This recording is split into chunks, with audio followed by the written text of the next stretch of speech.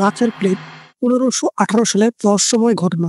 1518 সালের জুলাই মাসে স্ট্রাসবুর্গের এক মহিলা ফ্রাউ ট্রফিয়া রাস্তায় নাচতে শুরু করেন। তিনি দিনের পর দিন নাচতে থাকেন, যেন তার শরীর তার নিয়ন্ত্রণে নেই। এটি আনন্দের উদযাপন নয়, বরং একটি অদ্ভুত ও অনিয়ন্ত্রিত উন্মাদনা। এক সপ্তাহের মধ্যে শতাধিক মানুষ তার সঙ্গে যোগ দেয়।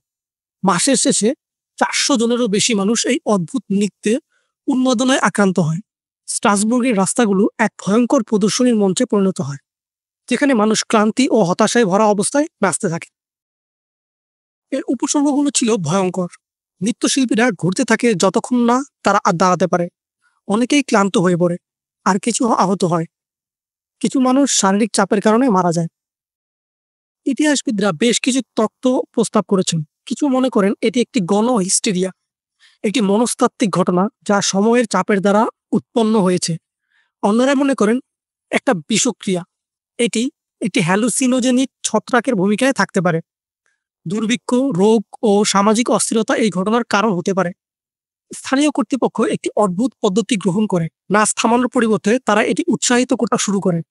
তারা সঙ্গীত শিল্পীদের নিয়োগ দেয় এবং একটি মঞ্চ নির্মাণ করে, কিন্তু উন্মাদনা অব্যাহত থাকে। অবশেষে নৃত্যের প্লেগ থেমে যায়, কিন্তু রহস্য রয়ে যায়। 1518 সালের নৃত্যের প্লেগ ইতিহাসের একটি মহান ধাঁধা হয়ে রয়েছে, যা মনের এবং শরীরের, সংস্কৃতি ও সমাজের মধ্যে জটিল সম্পর্ককে স্মরণ করিয়ে দেয়। আপনি কি মনে করেন নৃত্যের প্লেগের কারণ কি ছিল?